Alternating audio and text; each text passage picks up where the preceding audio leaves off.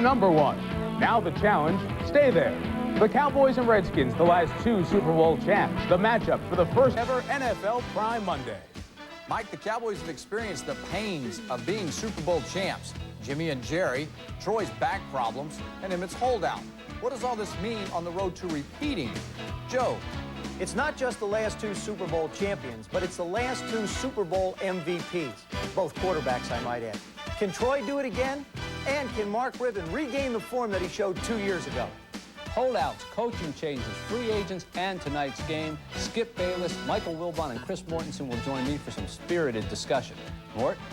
I'll have the stories behind the scores, the latest news around the NFL, the debuts of Reggie the Packer, Joe the Chief, and the league's new head coaches. Mort, I'll be on the field at RFK with the latest news before kickoff. And we'll also take you behind the scenes with Washington's new head coach, Richie Pettibone. That's it, Pat. That way to go, babe. All right. On the ball, let's go. Make that tackle now. Come on, Jace, keep your feet. Don't get in bad habits now, make the tackle. I'll open the Prime Monday playbook to show you the precise timing of the disciplined Cowboy passing attack matched against Richie Pettibone's ever-changing Redskin defense.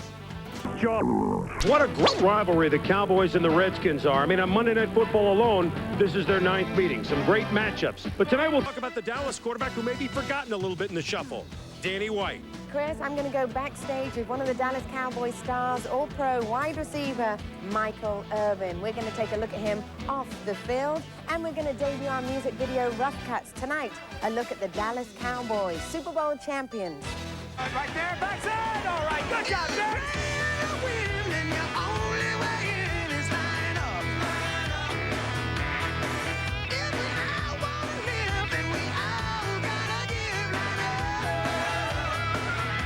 Over the next 90 minutes, a little something for everyone on NFL Prime Monday. Next.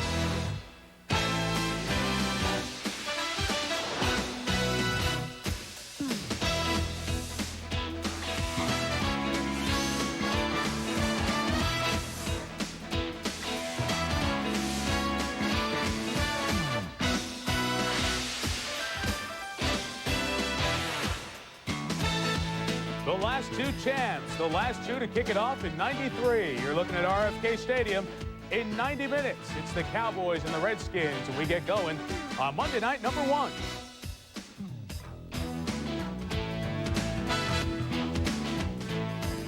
New digs, new show, new crew. Wow.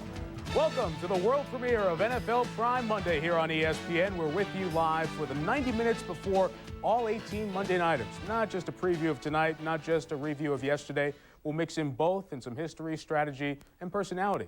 I guess I'll be the fullback leading the way because I've got the rest of the backfield here. Joe Theismann, the quarterback, and the halfback, Craig James. Guys, welcome. Monday's special for football fans. Is it special for players also? It's always been special for players, Mike. The interesting thing about it is the obvious. You get to play in front of your peers.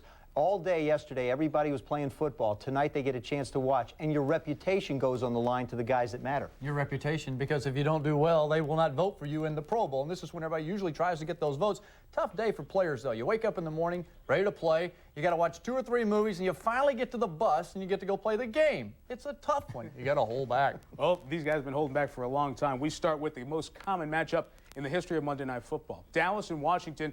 Really a movie script storyline. New director on one side and the stars missing on the other. Can you have the NFL on ESPN without Chris Berman? No. The Boomer's live at RFK to get us going. Hi, Chris. Welcome. All right, Michael, thank you. I was scared about what position we're going to have me play, the water boy or something. But tell you what, they've just opened the gates here 2 hours before the game, and the hooping and the hollering has already started. I mean, the media on the sidelines here, it's almost like a playoff game. Not quite a Super Bowl, but you can feel the atmosphere here.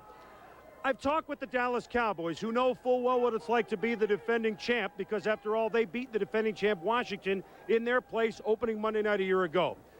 I sense a feeling of relief from the Cowboys. They knew yesterday that Emmitt Smith would not be here. They hope he's here next week. They hope he's here next month. But going into this game, they knew yesterday he's not going to be here. So relief. We know what we've got. Let's play this thing. Everyone's been saying we should win 3 or 4 Super Bowls in the next 6 or 7 years. So let's go ahead.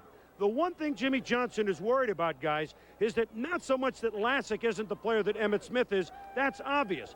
But that he won't have the 12 or 14 play drives. which gives him that many more chances to get the ball in guys like Michael Irvin's hands. Instead, there'll be 8, 10 play drives, less chances for his other big play people other than Emmett to have a shot. They think they know what Washington's going to do with the turnover in the coaching staff. Only Gibbs is gone. They think. What's the mood for the Redskins? Let's check in with Andrea Kramer.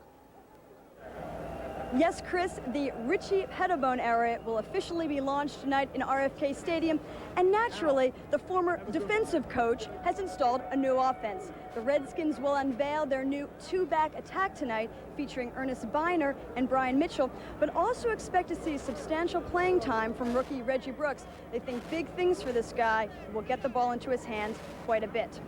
Dallas is not the only team missing a key player in Emmitt Smith. The Redskins are without their Pro Bowl left tackle, Jim Lachey. He's out for the season with a knee injury.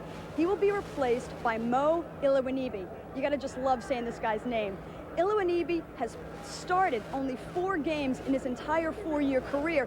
He's got his work cut out for him, so to speak, this evening against defensive end Charles Haley. They will help Iloanibi with with tight end Ron Middleton giving him some support, but they've got to keep Haley out of the backfield if Mark Rippon is going to succeed. Rippon had a great preseason. If he's going to continue that into the regular season, they've got to keep him standing upright. Right now, let's head back to the studio. Mark Tirico. All right, Andrea, thank you. All this focus that you were talking about on the Washington offense, the real focus here has been the Dallas offense and Emmitt Smith, his holdout. There's been plenty of back and forth in what has become a very public negotiation. Our NFL reporter, Chris Mortensen, part of our Prime Monday gang, he's been talking with both sides all summer and talked with them today. Mort, what are they saying today? Well, thank you, Mike. And it's official.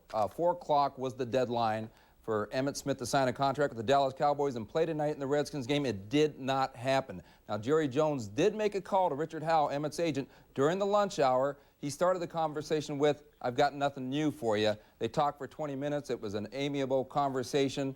Emmitt did counter with a 1-year offer for $3 million to play for this year. Jones rejected that. You have a situation here where Jones is going to start docking Emmitt 1/16 of his offer, $250,000. Emmitt has said, if you're going to play it that way, Jerry, call the Miami Dolphins. That's where I want to play. Jerry says, no way, Craig. Mort, no doubt about that. And when Jerry Jones making statements like that continues to blow this whole process.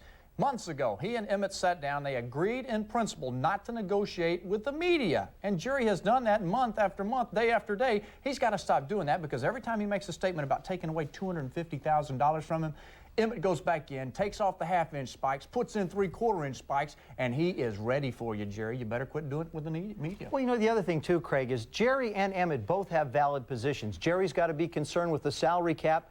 Emmitt Smith is as valuable to the Dallas Cowboys as any quarterback is to any National Football League team. For example, last year, he was responsible for more than 50% of their offense. That's a lot, Mort. Well, Joe, last year there was actually a misfire at attempting to renegotiate this contract at midseason. Jones called Emmitt into his office and said, don't worry, we'll take care of it. You'll be the highest paid running back in the National Football League. Unfortunately, the stock market changed, Mike. A wild story with Emmitt. You know, excluding this preseason, guys, Emmitt has run for 100 yards in 5 straight Cowboy games. It's no stretch to say he's the most important player to the Cowboys.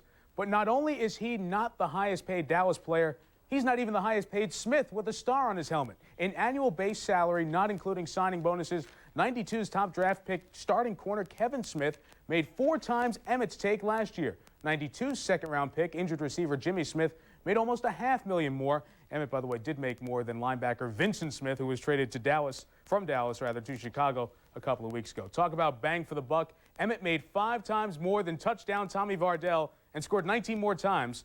But Tommy has the 93 lead. He had a score yesterday. Later on in Prime Monday, you will hear from Emmitt Smith. We talked to him today. You'll hear what he has to say. Tons more coming up as we count down to kickoff. A musical look as Dallas gets ready to line up for another title run.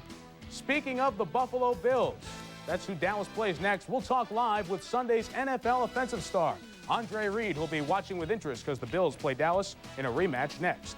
Okay? And when we make this call, our weak side corner, remember, you have to be man for man on X. Okay? Strong zone to the strong side, safety dropping down. You can feel it deep inside. Dedication and a real sense of pride. And you're giving it your best.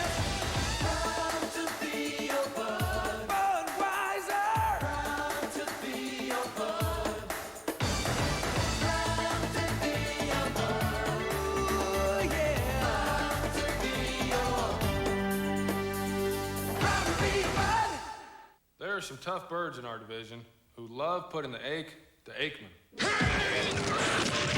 And those people in Washington definitely believe in capital punishment. And even when things are going good, I remember there are still giants in New York. Do I think winning another Super Bowl is going to be easy? Get real. Logo Athletic, authentic team apparel. All right, a great man once said, winning, gentlemen, isn't everything. It's the only thing. Look, a grasshopper. I formation, 34 sweep on 2. Got it? Just give the ball to Matt. Tell him to run toward his dad. Got it? It starts every September with teams like the Turkey Creek Hawks, the Bronx Eagles, and the Newport Richie Giants. On fields where dads aren't only coaches, and oak trees mark the end zones. And a good day isn't determined by if you win or lose, but where you go after the game. So McDonald's would like to salute the players, the coaches, the families, everyone who'll help make this season a perfect season. Can we go to McDonald's now, Coach? After the game, Lenny. This is only halftime. Now go sit down.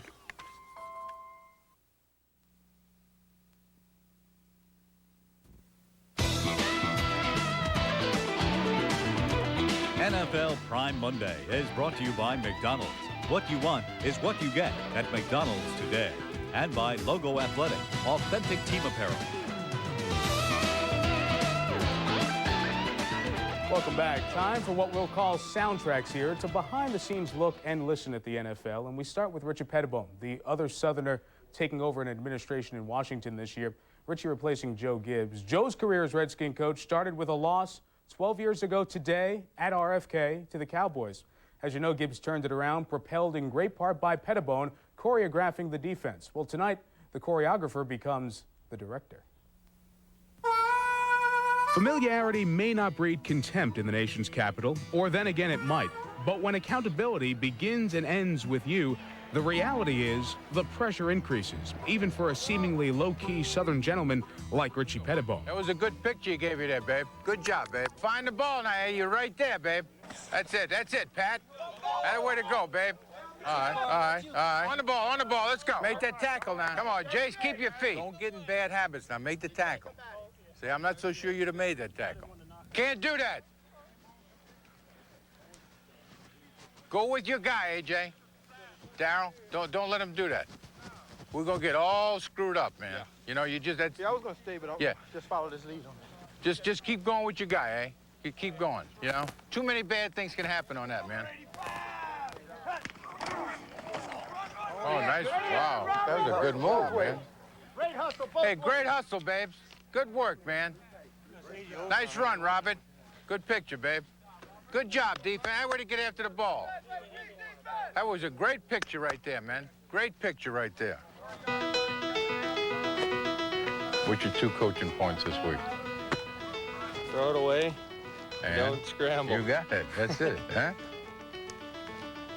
Huh? Not in that order. Throw it away or take care of the no scramble. Exactly.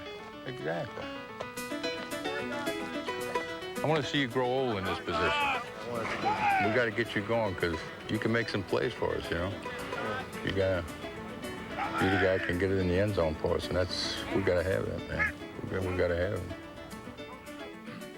If we have our Zorro called and they go to trips, okay, the call that we want to make is Steeler, okay?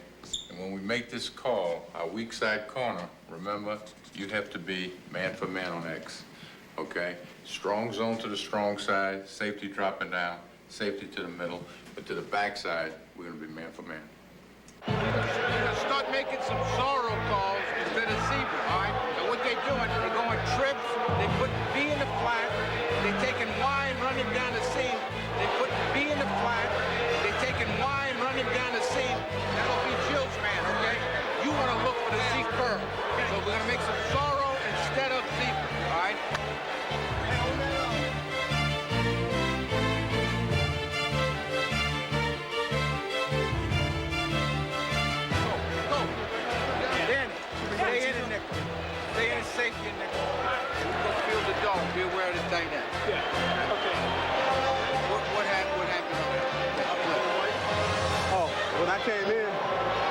since I came outside, he cut back up inside. Then I came around the street.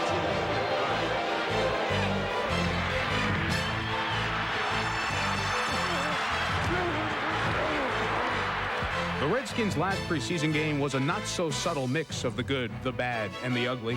The outcome, a 17-3 victory, did not provide any consolation for Pettibone. He was fully aware that with the final gun of the final tune-up, the margin for error had just disappeared. It's over, and now we start playing for real, and we obviously are going to have to play a heck of a lot better if we have any thoughts of beating Dallas. What concerns you the most, Richie? Everything. Everything. Everything. Sounds like a coach. He knows some head coaches. He's played or coached for Hallis, Allen, and of course coaching with Gibbs. Now Larry Peccatello, who worked with Pettibone on the defense, is still there, so we won't see many defensive changes. Will they miss Joe Gibbs on offense, Joe? I think, Mike, that's a question that remains to be seen. Will they miss Joe Gibbs? We'll know more as the season goes on. But the fact of the matter is that it will be a different-looking offense. Rod Dowhour takes over. Now, what he's going to do is he's going to feature a two-back offense, a one-back offense, a no-back offense. But the thing you have to key on tonight is keep an eye on Mark Rippon. He's 15 pounds lighter, and he'll have to get rid of the ball really quick. After all, the front of that defensive front four of the Dallas Cowboys is not only fast, but they're also very deep, and they stay very fresh. We'll see if Rippon can complete the passes tonight against that Dallas team, which was the best defense in the NFL last year. For more opinions on the game and other NFL topics each week, we're going to turn to a collection of the top sports journalists in America. Their roundtable discussion each week, hosted by Detroit Free Press columnist and my friend, Mitch Albom. Mitch? Thanks a lot, Mike. You know, it's funny, there are actually two spotlights on this game tonight. One on the empty part of the backfield where Emmitt Smith isn't, and the other just behind center where Mark Rippon stands. Rippon is under as much scrutiny as any star player in tonight's game. That and other fascinating subjects, fodder for our roundtable discussion. After hearing Richie Pettibone, I'm tempted to introduce these guys as Babe 1, Babe 2, and Babe 3, but I don't think that'll work. Mike Wilbon from the Washington Post joins us.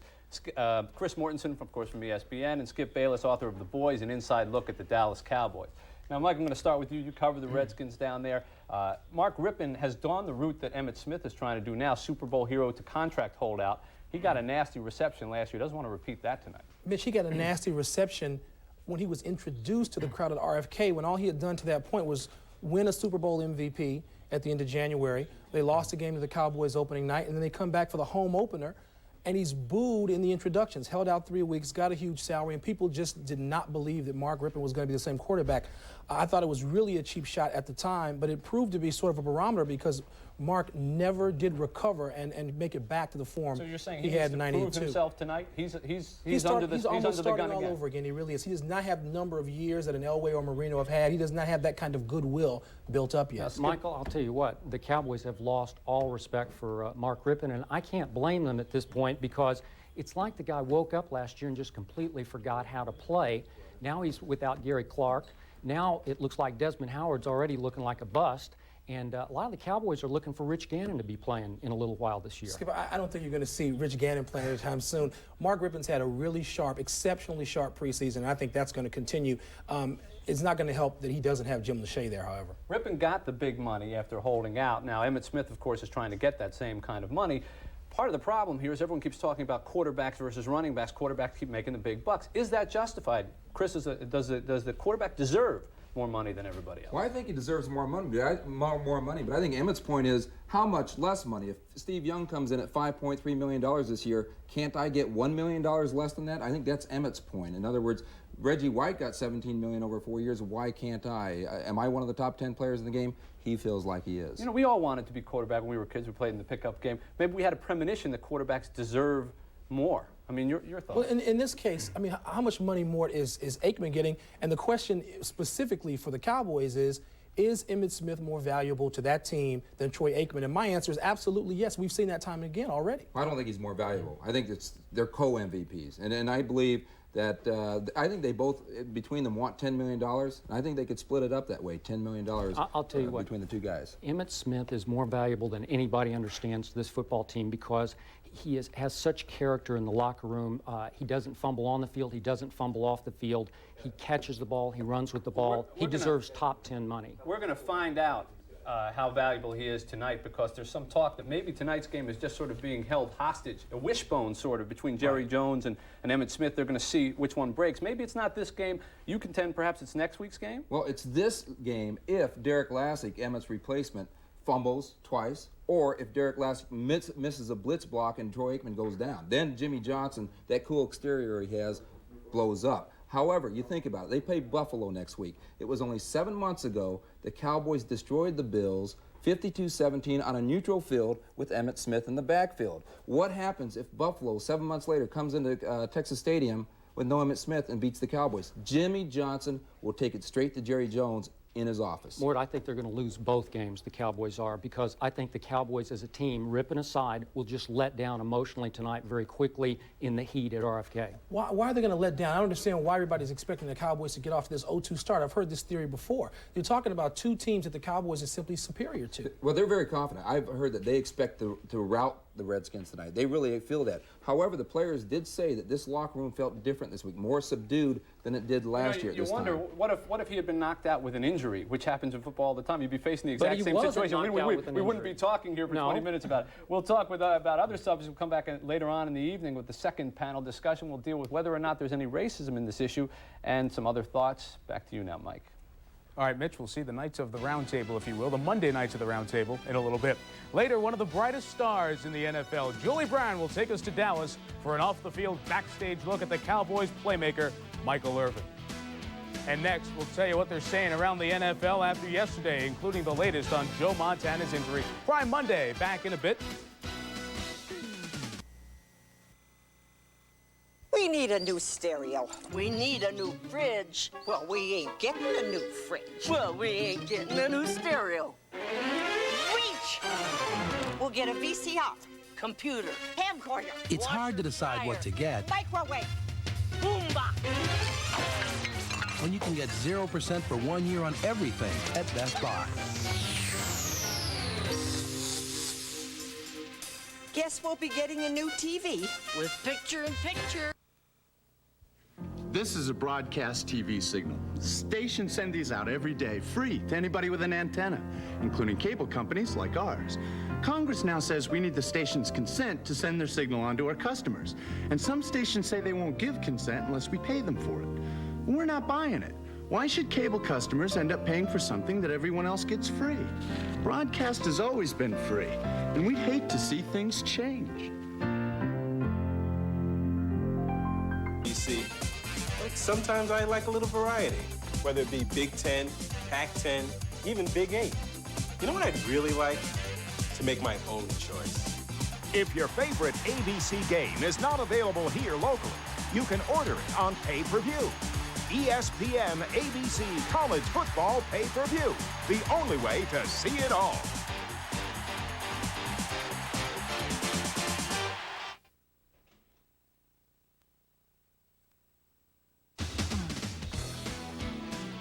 NFL Prime Monday rolls on, and we're talking serious show, folks. You are looking live from the Goodyear Blimp above RFK Stadium. The blimp provided by the Goodyear Tire and Rubber Company and the Aquatred Tires. Each week we will be talking NFL, what happened the day before the Monday show with Chris Mortensen. We'll call it the Mort Report. We'll see what's happened around the NFL, take a pulse of the league. Mort, let's start with Joe Montana. I guess he was the headline coming into the week, into the first week. The headline, he played well. The second headline, he got hurt. How's his wrist? Well, the Chiefs actually brought him in today and had new x-rays taken of that right wrist, and their best wishes were confirmed. It's not a break, it's just a bruise. It's black and blue, it's sore, but it'll be okay for this game. Now, Carl Peterson, the general manager of the team, actually went down on the field yesterday to speak with Joe to see how the wrist is doing. He said, hey, you have no injury clause in your contract, Joe. The funny thing about this, Mike, is that Carl Peterson actually went to Marty Schottenheimer and said, Marty, if we're ever ahead by 21 points in any fourth quarter, do you think we can take Joe out of a game? And he was actually serious. He thinks it's serious food for thought. You got a funny story about Montana and Steve DeBerg. Oh, yeah, I do. This is great. Before the game yesterday, DeBerg and Montana, old friends, DeBerg snuck into the locker room of the Chiefs and stole Joe Montana's shoes and replaced them with size 15s and a note that said, Joe, quit following in my footsteps. Joe has left big shoes to fill everywhere he's been. All right, next week the Chiefs play the Oilers. Warren Moon, if you saw the Sunday night game last night, Moon got pounded late in the game. hard hit by the Saints defense blitzing in the second half. How is Moon's health today? Well, Mike, he had bruised ribs. He had a severe headache last night. He was feeling better today. He should be able to play against the Chiefs. He won't be feeling better once he faces Derek Thomas and Neil Smith, though, Mike, because that run and shoot looks like it's going to get him banged up again. Boy, they had some problems last night with that. They really did. Washington, they play tonight. Next week, division as well. They play the Phoenix Cardinals. Steve Berline was taken out of the game at halftime, replaced by Chris Chandler. How did Chandler look when he came in? Because they were unhappy with Berline's performance, weren't they? Well, Chandler looked okay, but I really believe that if Chandler, who did re-injure his ankle in the second half yesterday, if he can show Joe Bugle that he's okay, I think Chandler's going to reclaim his starting job against the Redskins. They're actually just as concerned with Gary Clark, their $2 million free agent, ex-Redskin receiver. Clark had 3 or 4 drops yesterday, Mike, so they were disappointed in that performance. That's not a good sign. You talk about free agents. The Lions did a lot in the free agent market to fortify the offensive line. Barry Sanders had a touchdown on the first drive. But he wasn't the only guy in the backfield for the Detroit Lions. They had somebody in the backfield that surprised me. I'm sure it surprised you, too. Yeah, Chris Spillman, the Pro Bowl linebacker, now a two-way player. At fullback and the H-back spot for the Lions. He was in there yesterday blocking for Barry Sanders on the goal line. Dan Henning, the offensive coordinator, says it's not a one-shot deal. You can expect to see Spillman in there blocking for Sanders all year long. Yes, Mike, even running the football a little bit, maybe even pass receiving. But Chris Spillman, official, a two-way player.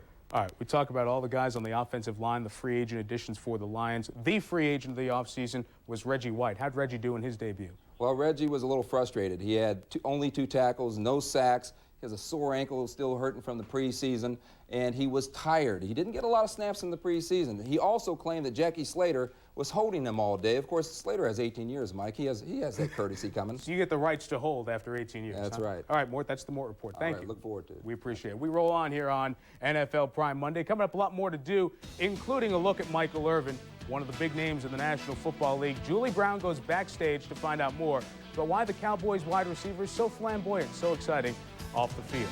Also, as we continue on here on our first ever edition of NFL Prime Monday, Danny White, former Cowboy quarterback, pretty special guy. You'll hear about him as well. Stay with us as Prime Monday continues.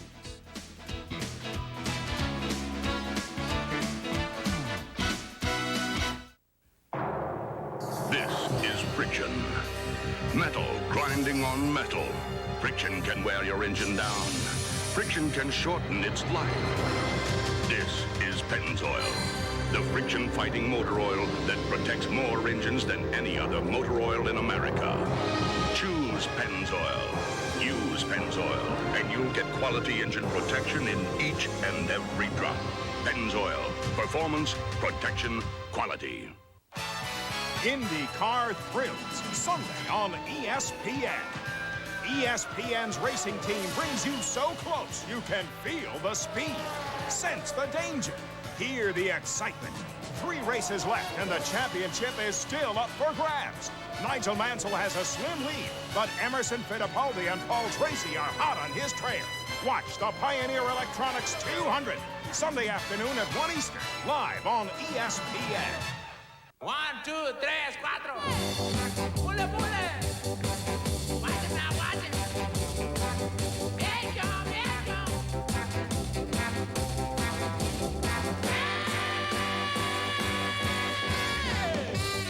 Eric Sire leads the Georgia Bulldogs against the high-powered offense of Tennessee. Live college football Saturday night on ESPN.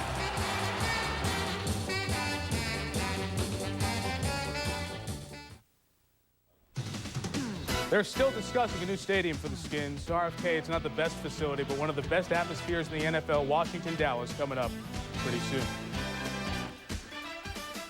You know, when you win a Super Bowl, you earn a title ring. You also earn to be in the spotlight. From SI to GQ, books, magazines, they've gone from the Cowboys to the Cover Boys this year. We're talking about books. One of the authors of the book, Jimmy Johnson.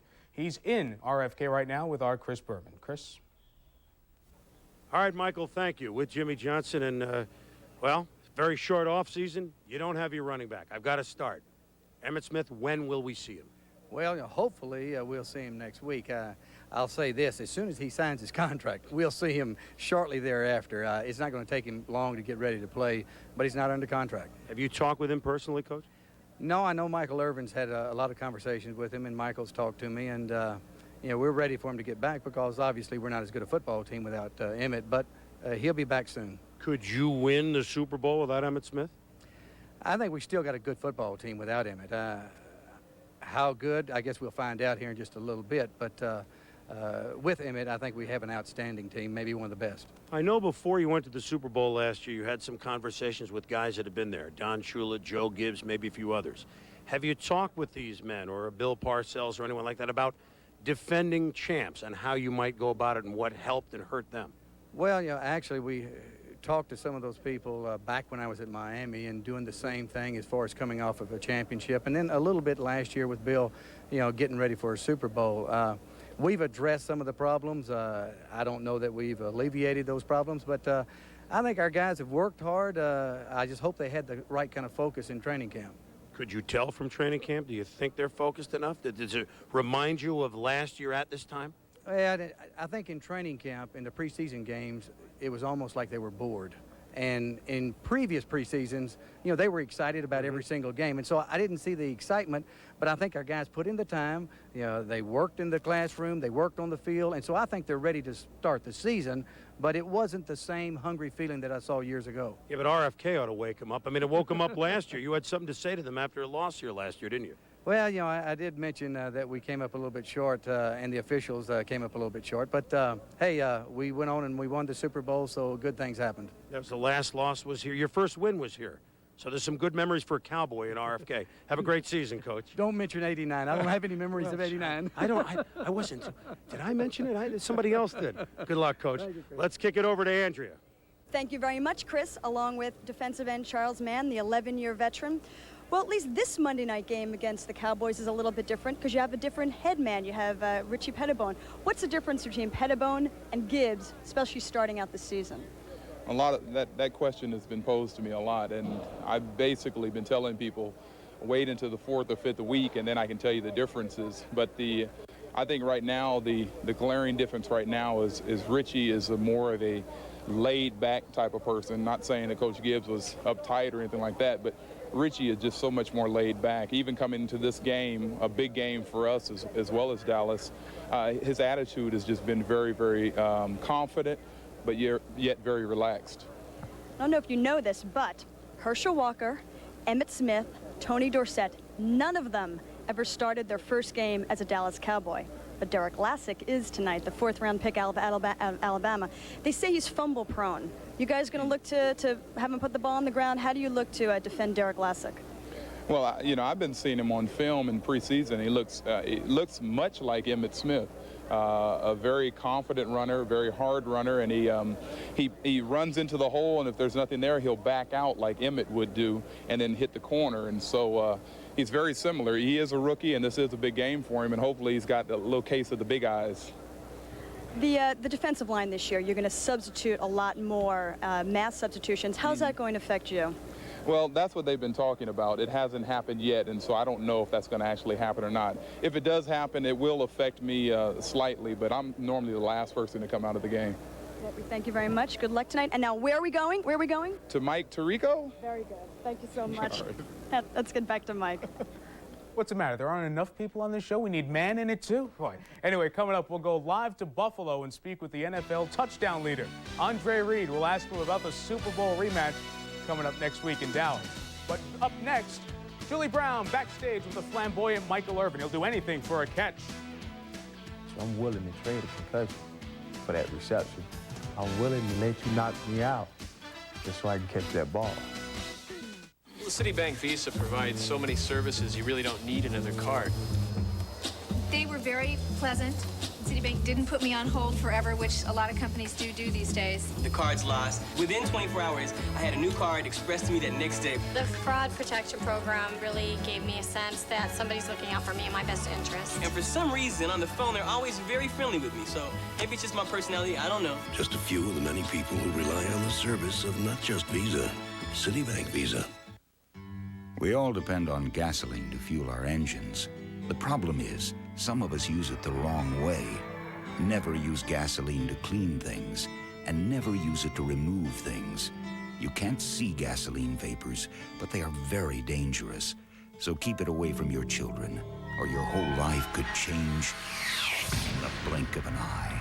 Don't use gasoline indoors and keep it tightly sealed, because what you can't see can kill you. This is the new Infiniti Q45. Now, pretend this is acid rain. Pollution. Infiniti developed a revolutionary paint finish that resists these hazards. It even resists hairline scratches that cause dullness. I can't explain the process, but they'd be happy to at your Infiniti showroom. From start to finish. Lease one of the world's most advanced automobiles, now at a very special rate for a limited time.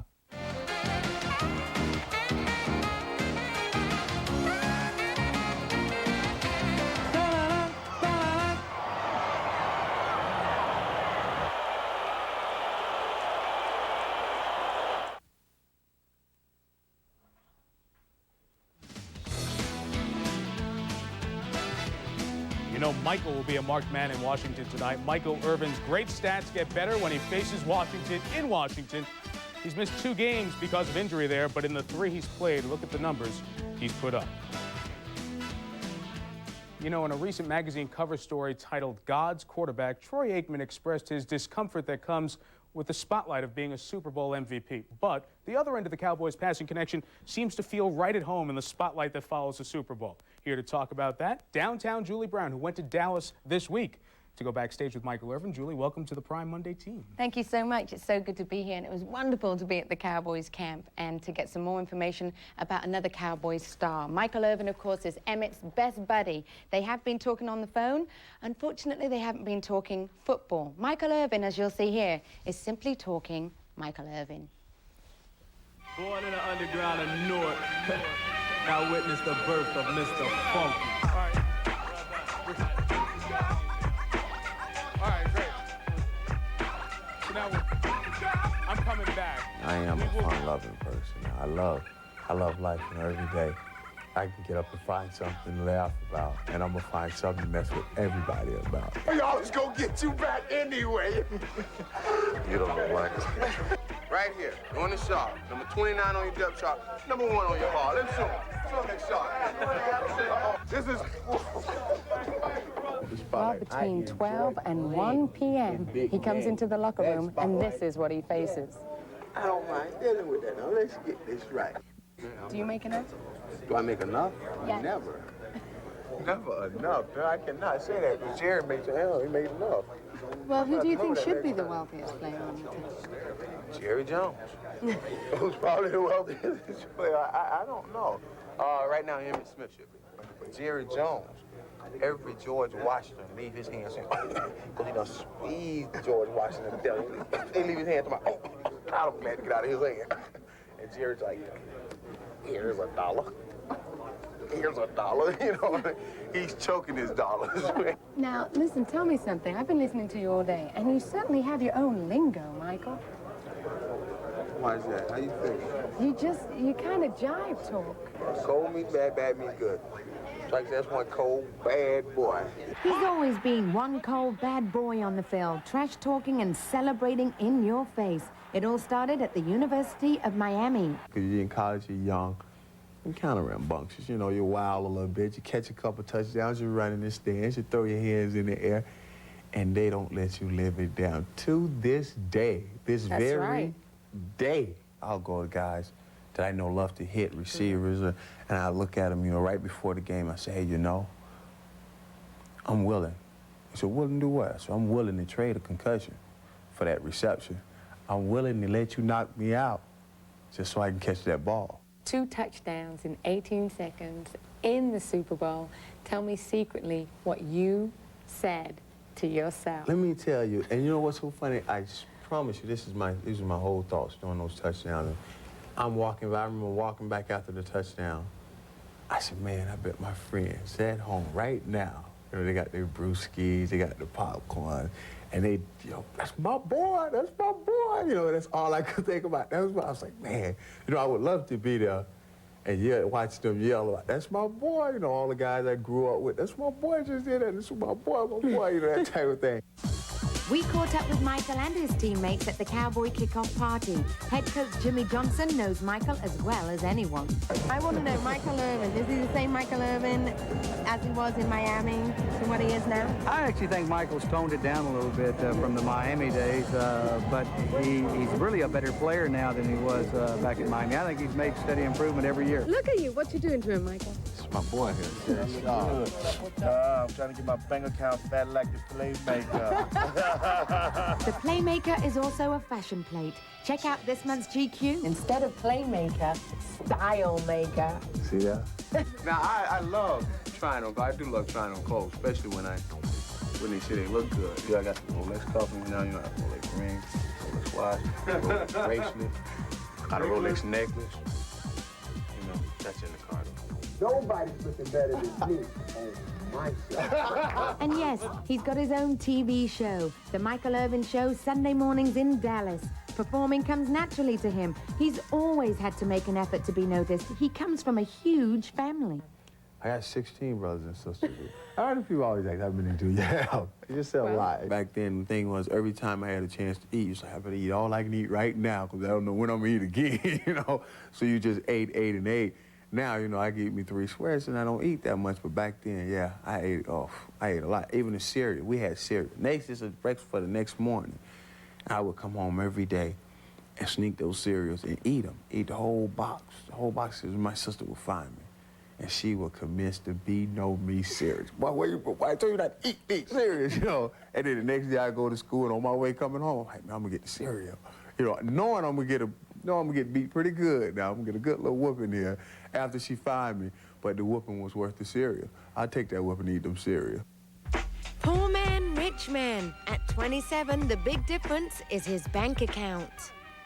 Now comes the first of the children of Rotan. Gods of the underground, witness the birth of the funky child. Do it all, hit him! I'm me, you know, take me as I came and leave me as I am. Don't try to change me.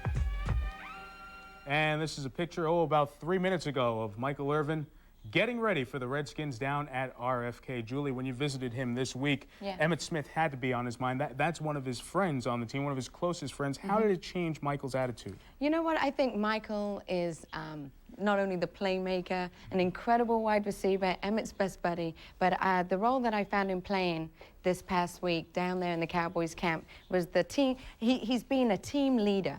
He's not letting the Emmitt Smith thing get to the players. He's focusing on the game, and he's keeping the energy up in there. A little more vocal. Maybe that's what he has to be now, a little bit more of the team leader. Thank you. Next week, you're with Jerry Rice. I certainly will be. We'll see you then. Julie comes back later in the show. Also coming up next, you will hear Emmitt Smith's latest comments. We talked to him late this afternoon. You'll hear what he has to say. That much more as Prime Monday rolls on. Also a little bit later on, Dan Deerdorf talking from the Monday night booth about the game. And Ron Jaworski opens up his NFL Prime Monday playbook. Jaws will give us a little bit of the X's and O's about the Cowboy pass offense. Why Troy Aikman's such a good quarterback. Prime Monday continues in a bit. This Nike commercial is boring. It's just Bo in a gym. I can do that. Where are the dancing girls? Where's the singing? I miss the montage style of editing. It's just Bo in a gym. Only a Nike commercial in a barbershop would be more boring. Even Nike's not that dumb. This is your world, genuine and true, working together in all that you do, and you're giving it your best. Proud to be your bud, Budweiser. Proud to be your bud. Proud to be your bud. Ooh, yeah. Proud to be your. Proud to be your bud. Down with Zelda from the very start. I got the heart and smarts to play the part. Down with Zelda. Creeping through with an overhead view, cause a man's gotta do what a man's gotta do. So I stay on track, collect the facts, never cut slack, and I always watch my back for jacks. Down with Zelda, yeah. Strong I stand, I'm the man with the plan, cause the power's in my head and the power's in my hand. Down with Zelda. The philosophy I took the field with every day was play. I was born to play. I don't think I ever looked at it as a job. I'm here because baseball was a passion to me, and I think that's really what it has to be. I've been a member of the Hall of Fame since 1983, and American Express card member since 1986. It's been around for a long time, and I know that it's going to work. American Express is welcomed in Cooperstown and a lot of other big league towns. NFL Prime Monday continues here on ESPN. Mike Tirico with you, and great to have you with us here for our opener. It's the 24th opener for Monday Night Football on ABC in year 7 for Dan Deerdorf in the booth, and Dan joins us from RFK. Dan, thanks for joining us. We've been talking about Emmitt Smith all evening. Let's get your 2 cents worth right here. Well, it's hard to find another ball club in the NFL that relies on one offensive player as much as the Dallas Cowboys have in the past on Emmitt Smith.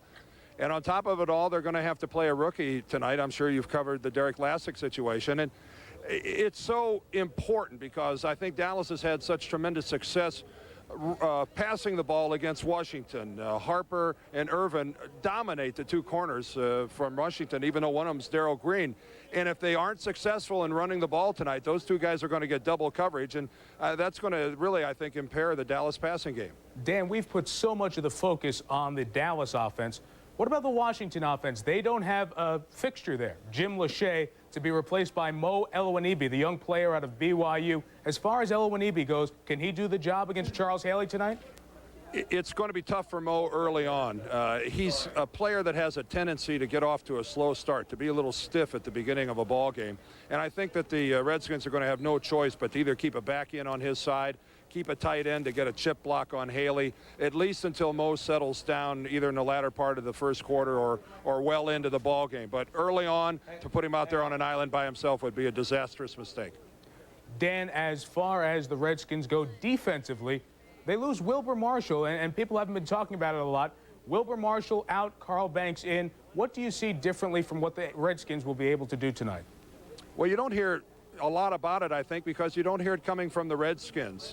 You talk to the Redskins and their defensive coaches. While appreciating Wilber Marshall's fabulous talent and his ability to make big plays game in and game out, they're not going to miss the fact that Wilber freelanced a lot. And they call a defense, and a lot of times Wilber wasn't where he was supposed to be. And they replaced him with a guy who's always where he's supposed to be in Carl Banks. And you talk to Richie Pettibone, and they do not bemoan the loss of Wilber Marshall when they were able to replace him with someone like Carl Banks. And, hey, if they're not upset about it, there's no reason for us to be. Dan, good to have you on the Prime Monday family. We look forward to the game. We look forward to talking to you every Monday. As I'm sure Joe has already told you about the Dallas Cowboys tonight, beware of the wounded football team. To tell a team they can't win is the greatest motivator of all. Mike, we'll see you next week.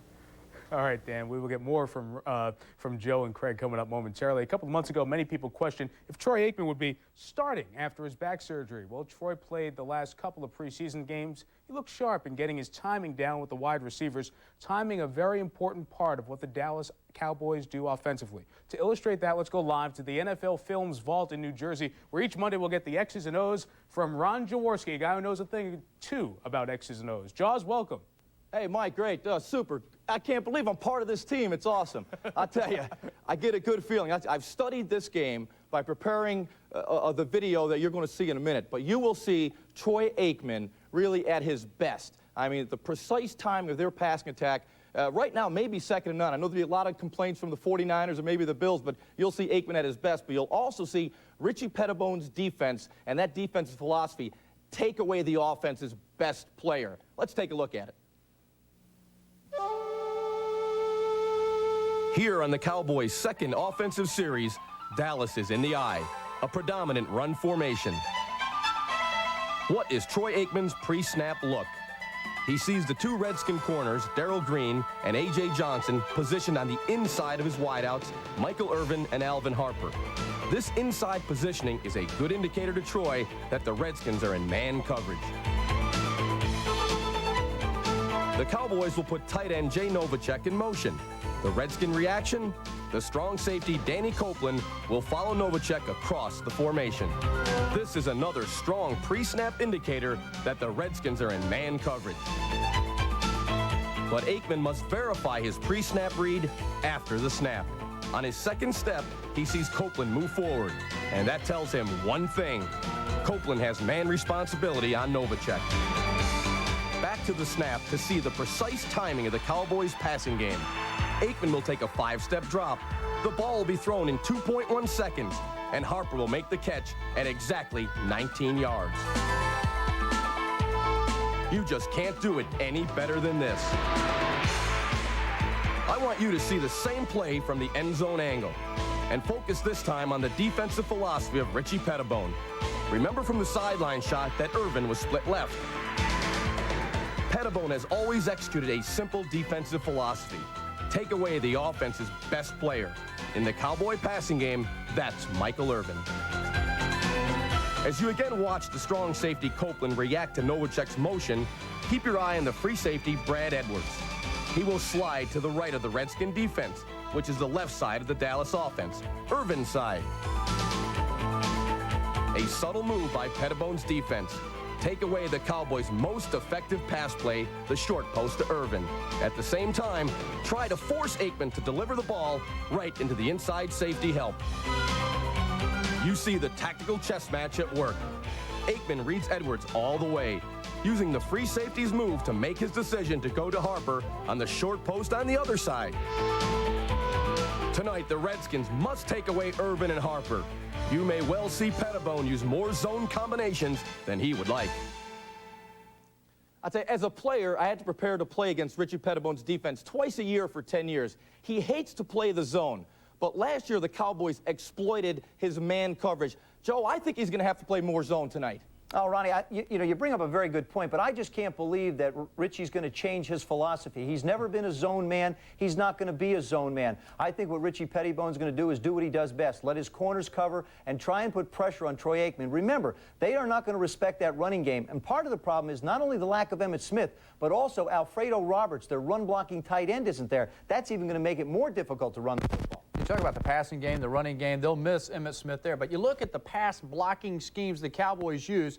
1st and 10 is going to be a critical call for Norv Turner, the offensive coordinator. He's going to need to stay with play-action pass so that Derek Lassick stays inside blocking the linebacker, not outside. That outside linebacker coming at you is really tough for a good, experienced blocker to take care of as a halfback. So I think the play-action, 1st and 10, really a key part for the Cowboys offense. Well, Craig, Derek Lassick is not a big guy. I mean, he's not the biggest player in the world. The durability factor is a question mark. Plus, he was drafted specifically as a reliever for Emmitt Smith, not as a replacement, Mike. You have to throw the ball on. Go ahead, Jaws. I apologize. You have to throw the ball on 1st down. That's the time when you get the known coverage. You wait till 2nd and 3rd down, the defense has the advantage. And Craig, you've been talking all along, that blitz on 1st down, that will be an important part of what Lassick has to prevent against, coming from a good Redskin defense. They were 5th last year in the National Football League on defending the pass. That way they can dictate what happens in the game. Pettibone will go early with that, trying to take advantage of a young, inexperienced Derek Lassick in the backfield, or whoever else is back at tailback. All right, gentlemen. Jaws, thanks. We'll talk to you again next week. A lot more to do here on NFL Prime Monday, edition number 1. We'll hear what Emmitt Smith had to say late this afternoon about his holdout. All that and much more as we continue on NFL Prime Monday. Stay with us. We'll be right back.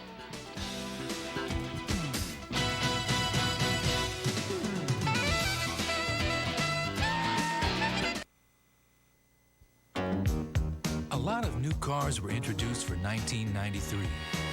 Many feel these are some of the best cars ever built. But in the end, only one could become the best-selling new car nameplate in the country, the Nissan Altima. Still starting at $13,000. And right now, your local Nissan dealers are clearing out the 93s. Save up to $2,000 with factory-to-dealer incentives on the rest of the award-winning Nissans. Welcome to New Orleans. You married? Man, I told my wife I'd give up smoking, drinking, cussing, anything but them Saints. Man, I've been with them Saints even when they were the Aints. You ever seen a Saints game? Man, that's a party. My wife told me, you don't need no wife, baby. You already married. Married to them Saints. Yeah, get out the way, you crumb bum. The highlight goes like this. Loose ball in the end zone. Fall on it, no chance. My feet are light, and I've got the moves. At the 50, I see Myers. Not now, Chris. I'm a busy man. And as I cross the goal line, I laugh. knowing my agent has just cut a deal for my very own fitness video. Yeah, that's my SportsCenter highlight. Welcome back. About 35 minutes before kickoff each week, we're going to turn back the clock for a distant replay, a look back at the history book of the Monday night matchup. Chris Berman takes us on tonight's journey with some memories that stick out from the meetings between the Skins and the boys. Boomer? All right, Michael, yep, it continues to get louder and louder in here. In my years of covering the NFL, 3 best places to watch a football game.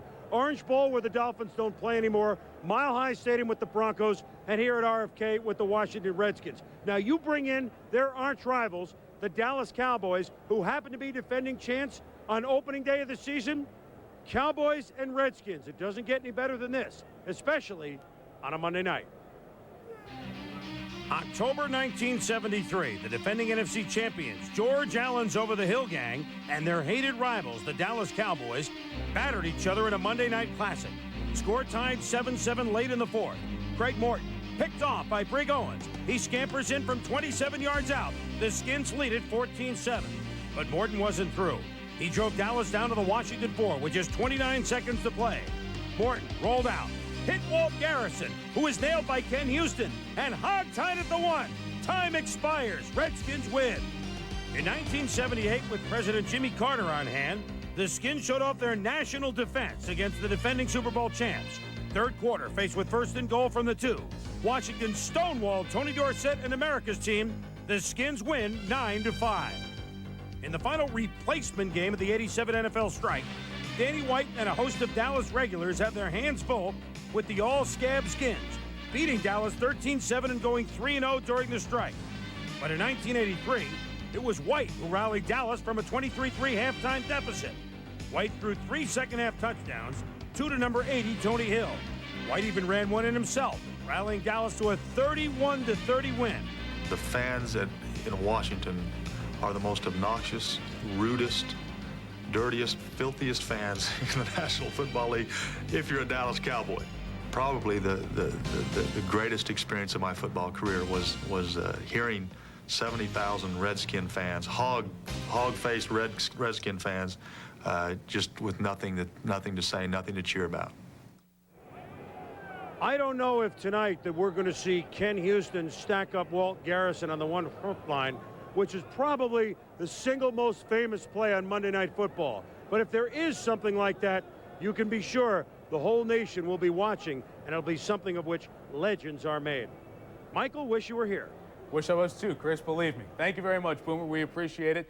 Danny White, boy, what a special part of this rivalry as well, the forgotten Cowboy quarterback between Roger and Troy. As we continue, we promised you'll hear from Emmitt Smith what he had to say late this afternoon about his holdout.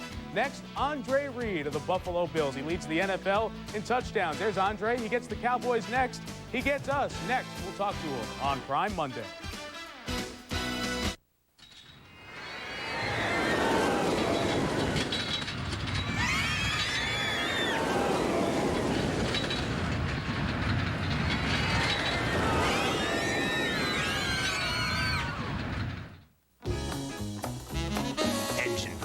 To the max. Performax from Pennzoil. Drain interval protection to the max. Performax from Pennzoil. Engine protection to the max. Performax from Pennzoil. New synthetic motor oil with Pennzoil's exclusive star molecule. Protects engine parts at ignition. Works like liquid ball bearings. Hangs tough during the most extreme driving conditions. Performax. Protects to the max.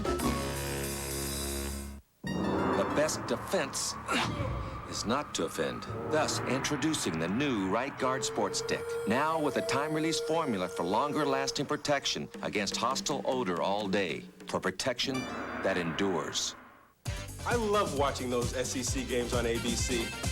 But sometimes I like a little variety.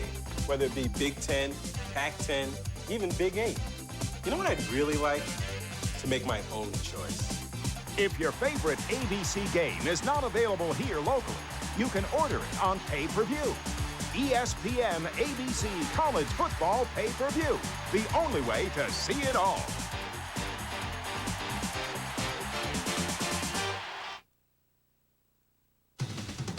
The last time Troy Aikman stepped off the field at RFK, it was after a disappointing loss to the Redskins. Remember the play in the end zone? We hope for a better fate tonight. Cowboys Redskins getting closer to kickoff at RFK. Let's turn the page back to yesterday a little bit. In Buffalo against the Patriots in the debut for Drew Bledsoe and Bill Parcells, Andre Reed had quite a day. He leads the NFL in touchdowns already with 3. He had 3 touchdowns all of last year. The wide receiver for the Bills joins us now on NFL Prime Monday from Buffalo. So, Andre, 3 touchdowns all last year, 3 touchdowns yesterday. I bet you spent a lot of the offseason talking to Jim Kelly saying, hey, remember number 83? I think a lot of people were saying that. You know, yesterday was one of those games. I think there was a lot of things that could have happened. The Patriots were coming in with a new coach, a new coaching staff, a new team, and there's a lot of things going for them as far as an upset against us. And I think we handled our composure right, and we came out playing well. And they played well with us for a while. And they're a good football team. They're going to beat some teams this year. Andre, Craig James has a question for you. Hello, Andre. You know, How you doing? the Buffalo Bills right now, I know there's got to be a lot of interest in what the Dallas Cowboys do. Are you all watching their situation with Emmett not being there? Well, I think to a certain point we are, but we still have a whole week till that game comes up. Everybody's saying it's the rematch, and you know, it's a big media thing. You know, but I think really, as far as I'm concerned, it's another game. We played well against the NFC last year. We were 4-0 against the NFC last year, and I think we held our own against you know, good teams like Atlanta and New Orleans. It's going to be another tough test for us, regardless if they have Emmitt Smith or not. Andre, you had 3 touchdown catches yesterday. I mentioned that one of them was a great run. We're going to take a look at that, the great run after the catch, weaving through half of the Patriots' defense about. Was there anything special that was in the game plan just for you against Bill Parcells' Patriots' defense yesterday? Not really. I think it was just a matter of us, Jim Kelly getting the right reads at the right time and calling the right plays. Again, we did a lot of film study during the week and seeing what they were doing in their secondary. They weren't as predictable as we thought they would be, but I think when you get the opportunities to make plays, and we got a lot of guys that can do that, we did at the right times. Andre, this is Joe. Hi. Listen, with all the free agent movement, particularly in the AFC and the focus on the new coaching staff, do you feel like it took a little bit of the pressure off you as far as defending AFC champions go and allowed you to relax a little bit coming into this year? I don't know, Joe. Everybody's always out for us. I mean, I've talked to you on many occasions about this. I think the AFC doesn't want to see Buffalo go to the Super Bowl a fourth time. And if you ask any of our guys, definitely we want to be there again. And, you know, we still have things to do, and that's our ultimate goal, is to win the Super Bowl. Everybody's counting us out again, but I think we showed yesterday that we still have some guys, some crafty veterans that can do the job at the right times. Andre, I guess it's an exciting time of the season for you because everyone's talking about, like you just mentioned, the Bills, and can you guys repeat? Can you get back there? Do we want to see you back there? Is some of the pressure off because people are not picking you to win the AFC this year? Yeah, I think so to a certain point, but again, everybody's always out for us. They come in a rich stadium with, you know, the teams that aren't as good as we think they are. They come in a rich stadium and they play like they're, you know, undefeated, and we have to be ready for that because everybody's always out to get the Buffalo Bills and always, you know, stomp us whenever they can. Andre, you have 3 touchdowns. You're in the lead. Keep it up. Congratulations. Thank you very much. All right, we'll see you Sunday against Dallas. Andre Reed of the Buffalo Bills. As we come back on NFL Prime Monday, we'll hear more from our Knights of the Round Table. Their discussions about Week 1 in the NFL. Getting closer to kickoff at RFK, where the 2 coaches are getting ready. Richard Pettibone, his debut, talking to Jimmy Johnson.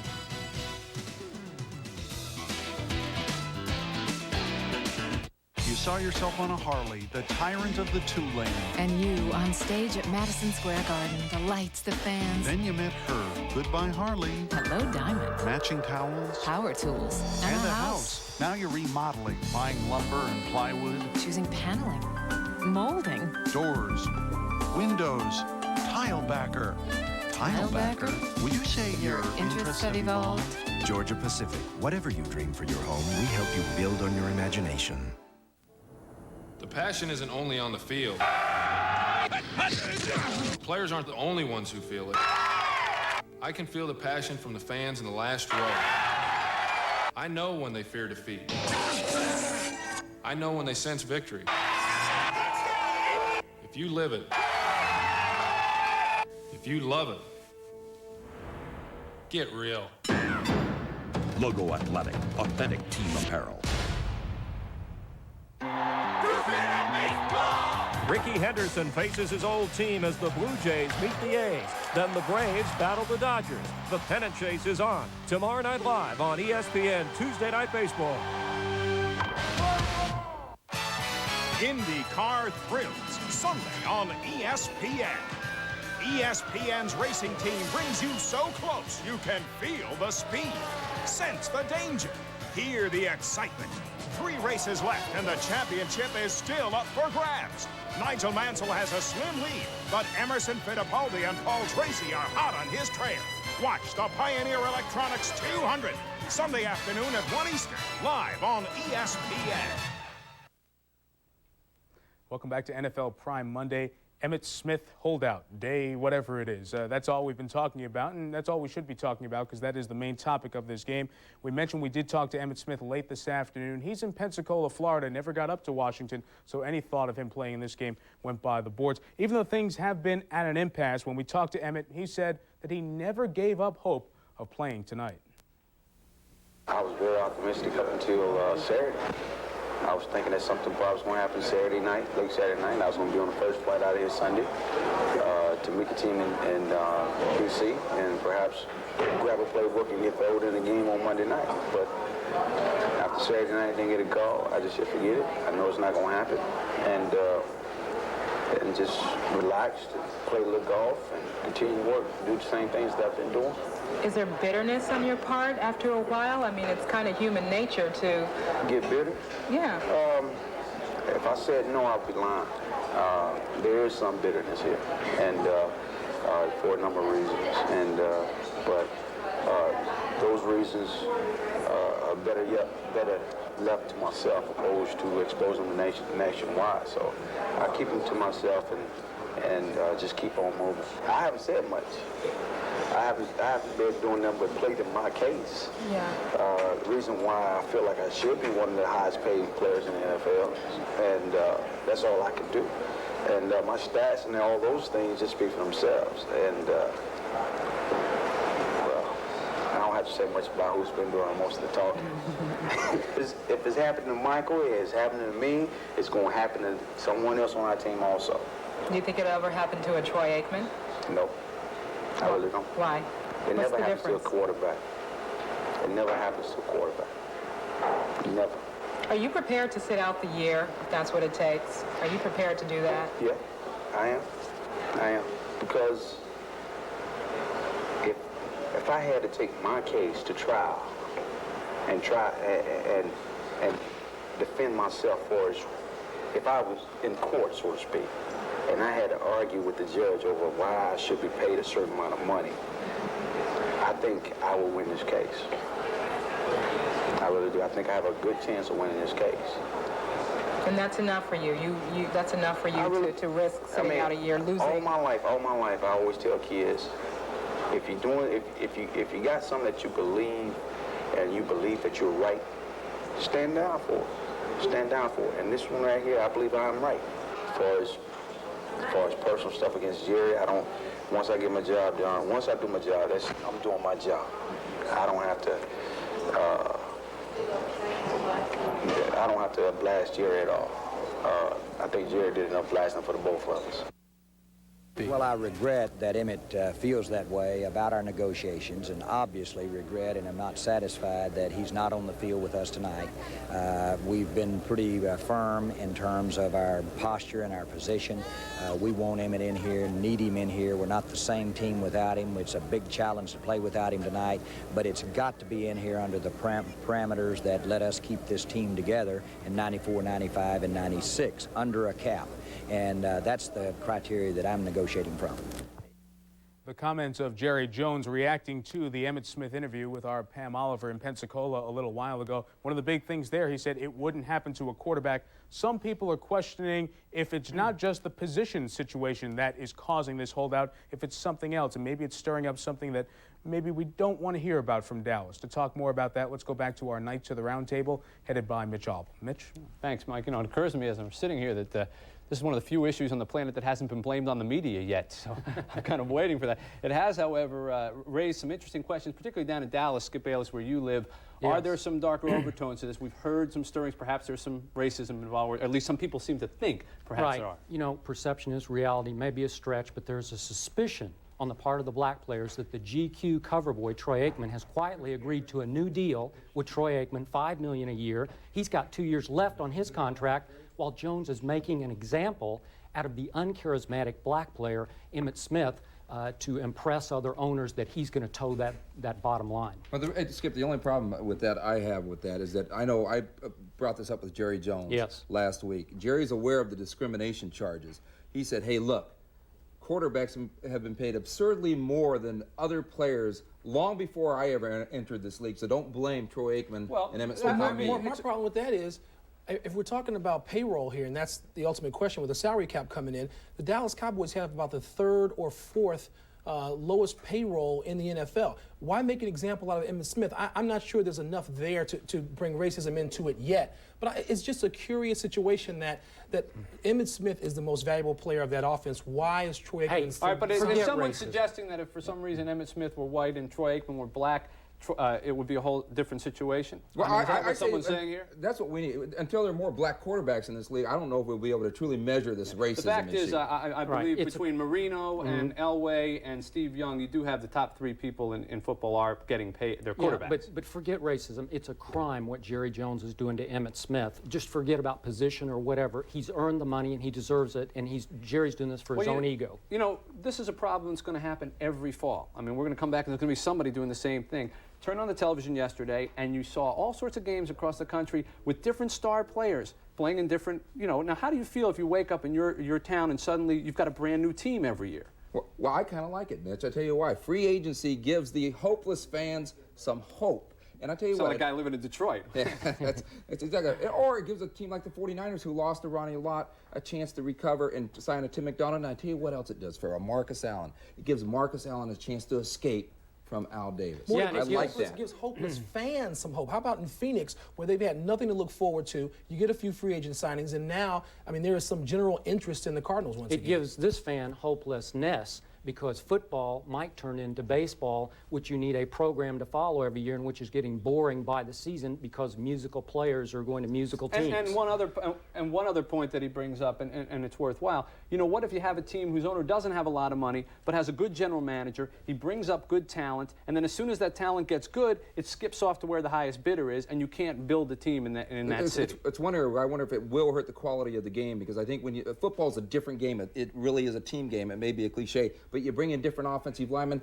Don't they have to work together for a year? This is the same argument, though, this is the same argument we heard against free agency in baseball, against free agency in basketball. The NFL has finally come in from the dark ages as the only major sport that didn't have movement. I don't see how movement can possibly hurt. It's the same argument that didn't work in the other sports. At least it doesn't have arbitration. That's what Emmitt Smith needs. Let me throw out a name that you haven't heard in the last 24 hours. Joe Montana. Only the biggest story around the globe, and of course he's a product of free agency. Can he be the same star, though, in Kansas City, going to Kansas City, than he was in San Francisco? I don't think so. Mitch, I think geography has something to do with it. He could be a big star in Oklahoma City. He transcends the game. He'll transcend Kansas City. He'll put it on the map again as a big football town. Let me ask you this, Mitch. If Michael Jordan, to use another sport, and I know where your argument's going, if Michael Jordan was traded to the Sacramento Kings, would he still be Michael Jordan? I think the answer is absolutely. Hey, not only that, but I'm sure you're referring also to endorsements, so to speak. You know who one of the highest endorsement quarterbacks has been in the past 10 years? Boomer Esiason in Cincinnati. Now, in terms of star quality, just watch what happened when Joe Montana went to visit the Phoenix Cardinals. A mob scene at the airport. That's what Joe Montana will always be this league's best star. Quick answer. He's the biggest star in football today in the NFL, Absolutely, Joe Montana? now that he's back. Absolutely, and he's also boring off the field, so he does it all on the field. He's got all the prerequisites to being an absolute big star. Not Emmitt Smith. If Emmitt Smith were to come back, not Troy Aikman, not a member of the Dallas Cowboys, not America's team. He's not on America's team. He's on the Kansas City Chiefs now. I think Emmitt has the charisma to pull off, become a national star. I really believe of all the Cowboys, I think Emmitt Smith is even more so than Troy. Really, and I disagree with that. I know you do. You see the view from the blimp, the NFL Primetime Live will continue. We'll keep arguing right here.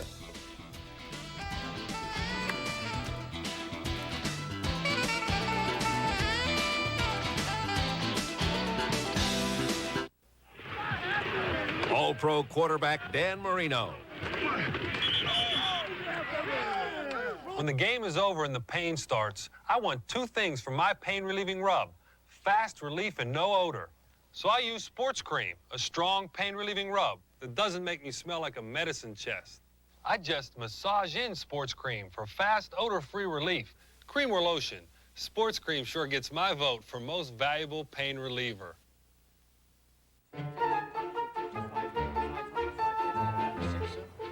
Even if you can afford some of life's luxuries, you still need a way to get them home. Which is why the Isuzu Trooper comes with a cavernous amount of cargo space.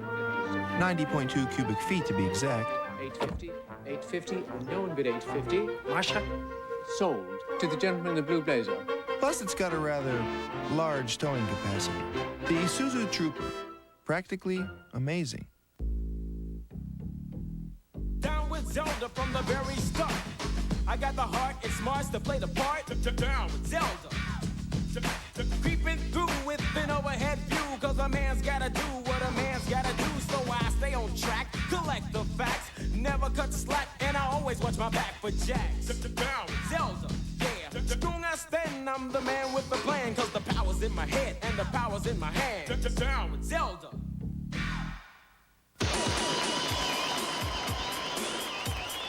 Pizza Hut has gone Hollywood.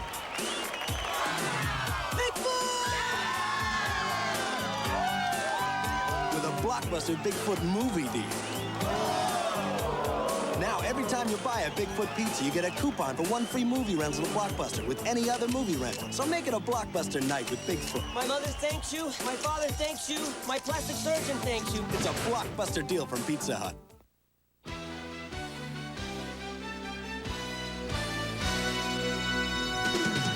What, we don't have enough contributors? Bob Engelhardt, our cartoonist from Sunday Morning, talking about this game. Richie Pettibone hoping to follow in the footsteps of that NASCAR owner color commentator on TV named Gibbs. And the Cowboys, yeah, the family from the Super Bowl is together, except for number 22, who wants more money than Jerry's offering. The Goodyear blimp showing us the Redskins getting ready to run some plays against the Cowboys. We'll go to RFK for the last-minute news as Prime Monday 1 rolls on in a bit.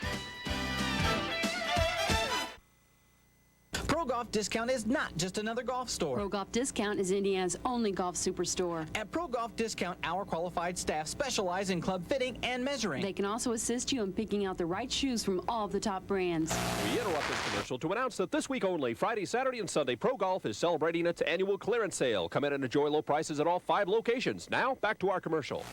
Come see us at one of these superstore locations near you. If it's golf, you'll find it at Pro Golf Discount. Okay, so maybe some people picture a Volvo like this. Sure, you know Volvo offers an impressive array of safety features, and you said you would probably buy one if they built a front-wheel drive, sportier-looking model. So check out the newest member of our Volvo family. Well, you said if they build it, you would come. So come in today and test drive the new Volvo 850. Tom Wood Volvo, 96th and Keystone.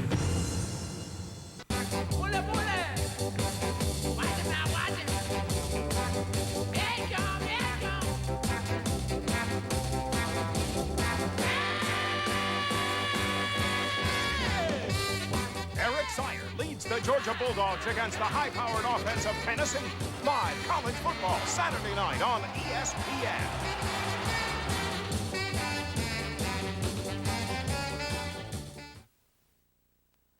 Washington has never beaten Dallas in a season-opening game. 0-5-1 the record. Some last-minute notes before kickoff. One last check with our Andrea Kramer. Andrea. Mike, some final notes before kickoff.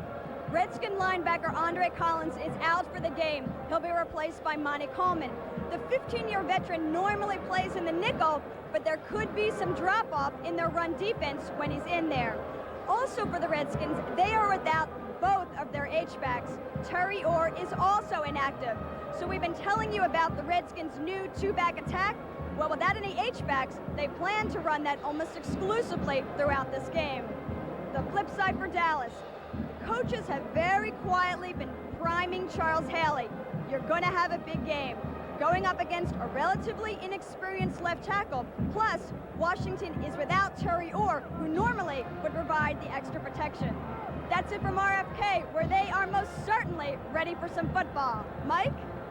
Thank you, Andrea. Andre Collins missing. How much does it affect the Redskins? I think it affects them tremendously for one reason, because Wilbur Marshall isn't there, and they were really counting on Andre Collins to be the guy to put a lot of pressure on Troy Aikman, so they're both missing both their linebackers, not just one. And they need to be talking more than just Charles Haley, because that defensive line for the Cowboys is 8 deep. Those guys have 2 in every position. Jim Jeffcoat will also cause havoc for Mark Rippon, but he's lost the weight that you talked about, so he may have a chance of getting away from him. Going to have to. That's right. Coming up, guys, a musical look at the Cowboys, minutes away from starting their repeat run.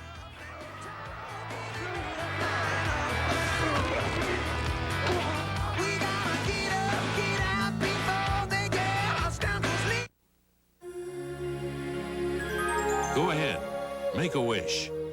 Then share it with your Allstate agent, who knows planning makes wishes come true, and who can outline a life insurance plan to assure family security and college funding and a comfy retirement are in the stars for you.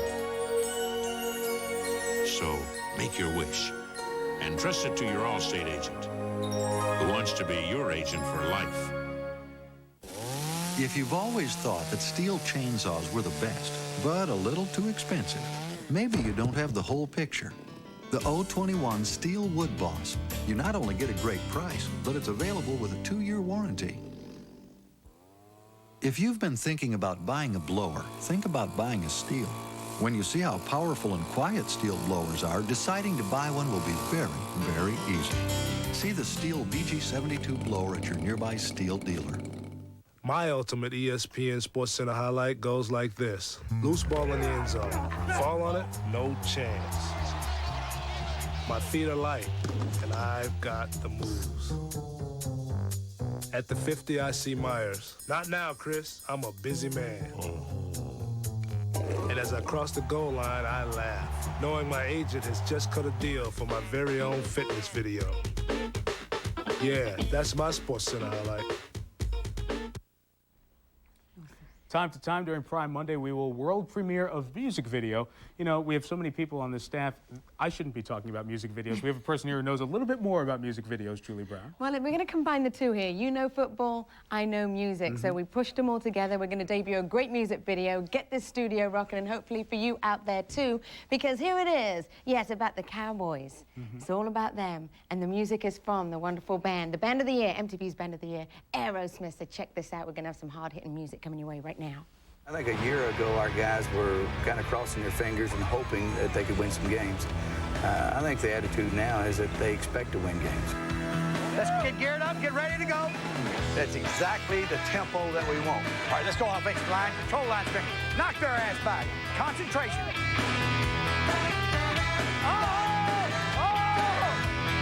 You gotta protect that damn football. If you think that you're strong on a fight, well, come on and line up. When the going gets tough and you're tired,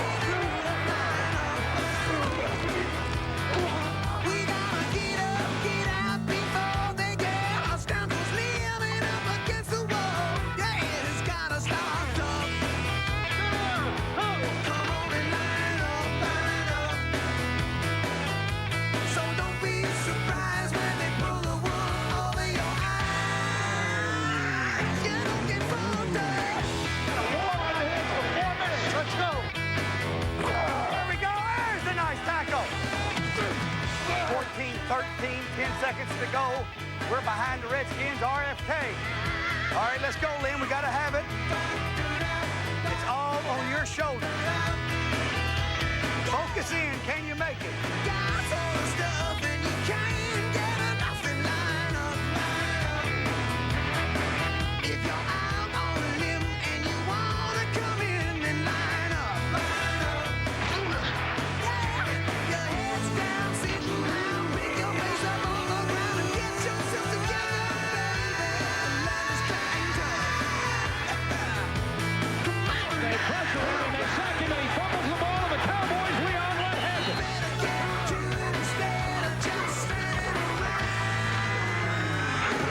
It's time to get it down. Aikman play action fake, slips, gets up, throws it deep. Harper's all alone. Oh, what a throw!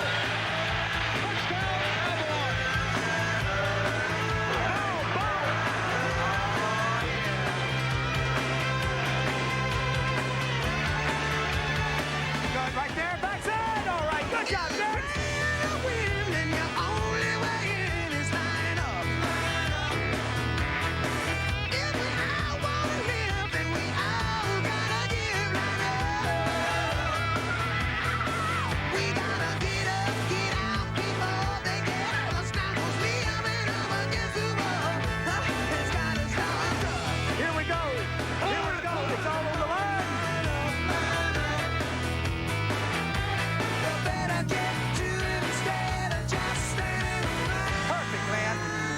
Cowboys win, as always.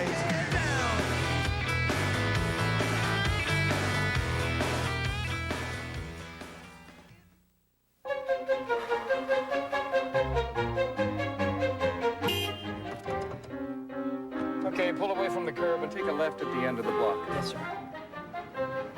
Is this a new trooper? Yes, sir. It's my mom's. Tell you what, take a right instead. Yes, sir. If ever there was an excuse for driving a little bit out of your way, this is it. Very nice. Wait, I didn't get to parallel park. You're right. The Isuzu Trooper. Practically amazing. Very nice. This is friction. Metal grinding on metal. Friction can wear your engine down. Friction can shorten its life. This is Pennzoil, the friction-fighting motor oil that protects more engines than any other motor oil in America. Choose Pennzoil. Use Pennzoil, and you'll get quality engine protection in each and every drop. Pennzoil. Performance, protection, quality. What? Oh, guard dog. Oh, very scary.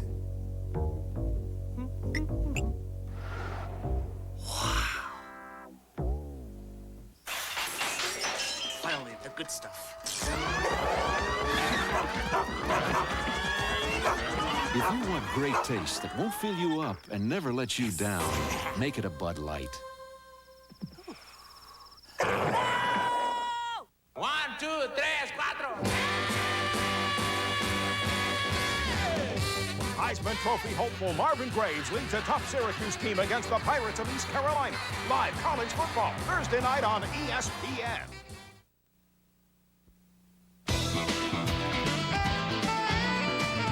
NFL Prime Monday has been brought to you by Budweiser. Fresh, pure, natural. Proud to be your Bud. Couple of minutes before kickoff, couple of last thoughts from the guys. It's good having you here for pass protection. I've needed you here today. My palms are sweaty. I'm getting ready for kickoff. I mean it. Mine aren't. What do we look for from the Cowboys wide receivers? We talk about Harper, and we've talked about Michael Irvin a lot in the show. Jimmy Smith had an appendectomy. He's out the entire season. So who's their third receiver? Their third receiver is Kevin Williams. Now, here's a young man who's made some tremendous catches and tremendous strides during preseason. I watched him in training camp. Here's a young guy who doesn't look like a rookie. He looks like he belongs. But look for him to make some big plays in the special teams play. Well, and you look at the Cowboys offense, Kevin Williams may have an impact, but the Cowboys must rush offensively for a total of 100 yards or attempt 30 to 35 snaps running the football to keep that Redskins defense off balance. Let me come back to you, Joe, on Mark Rypien. How important is it for he to have a big season after the MVP Super Bowl a couple of years ago and the holdout in the disastrous season for Rip last year? I think with the coaching change and the pressure that's been put on Mark Rypien, this is the most important football game he's ever played in, including a Super Bowl. Who do you like tonight, Craig? I like the Cowboys. I think Troy Aikman's going to have a huge game. You know I was going to say I it. knew you were. knew it. Homer. Expect about 350 yards. He's a homer. All right, Homer, who do you like? I like the Redskins. Oh, boy, what a surprise, huh? Teed himself up. Joe's going to be back with Boomer and the rest of the gang, Tommy and Mort, on NFL Game Day. That'll come up, of course, next week here on ESPN on Sunday before all the Sunday games, and NFL Primetime on Sunday night after the games. All the highlights, the hour-long edition. Tonight, SportsCenter, as soon as the... Last January, the Dallas Cowboys completed a 4-year ascent to the pinnacle of professional